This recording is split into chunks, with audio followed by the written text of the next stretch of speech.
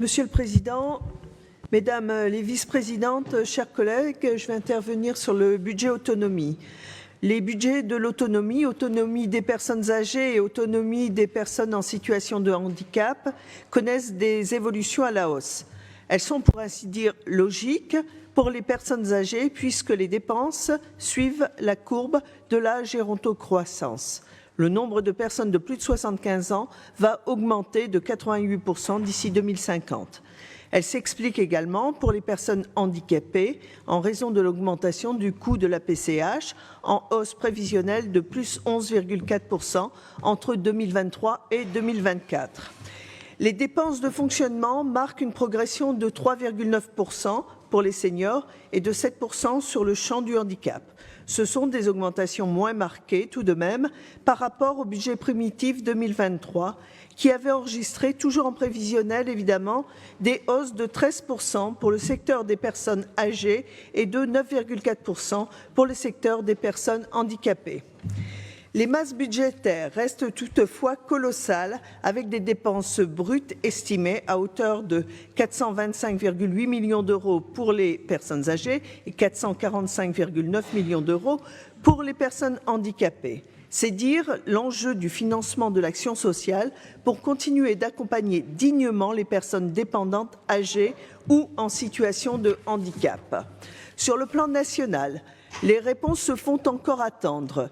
La loi promise par le président Emmanuel Macron sur le grand âge a été plusieurs fois annoncée puis reportée depuis 2018.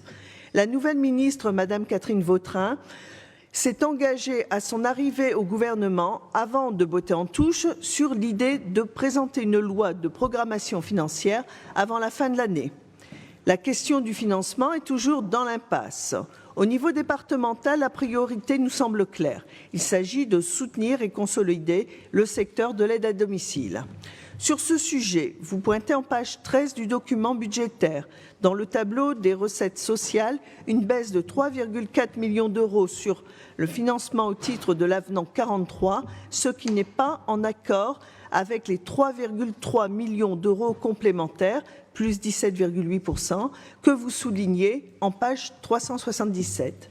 Vous prévoyez une recette à la baisse pour financer une hausse de la dépense. Qu'en est-il de ce financement de l'avenant 43 ? En théorie, les SAD couvrent l'ensemble des communes nordistes. En réalité, des demandes d'intervention au domicile ne sont pas satisfaites. Votre plan de réduire le nombre de SAD pour accompagner ceux qui font le plus gros volume d'activité ne va pas se faire dans la dentelle.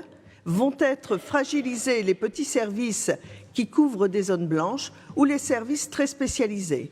Ils représentent tout de même, selon vos chiffres, 19% de l'activité du secteur du domicile en nombre d'heures dans le département. Le maintien d'une offre de services à domicile de qualité et de proximité sur l'ensemble des territoires nordistes doit rester, à nos yeux, une véritable priorité. Pour cela, il faut des moyens, évidemment, mais il faut aussi se doter d'une véritable stratégie départementale.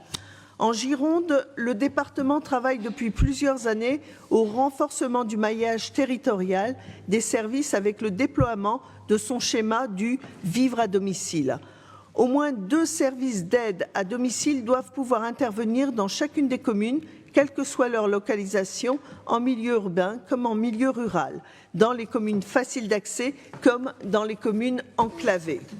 Cela suppose en amont un travail de concertation, de négociation et de contractualisation avec l'ensemble des services à domicile, partenaires, pas seulement les plus gros. Nous pensons à la Gironde, que la Gironde est un exemple à suivre pour le département du Nord. Enfin, j'évoquerai un dernier sujet. Avant de terminer mon intervention, il s'agit de la situation des CLIC du Nord. Leurs dotations n'ont pas évolué depuis 2017. Pourtant, leur coût de fonctionnement augmente ainsi que leur charge de travail.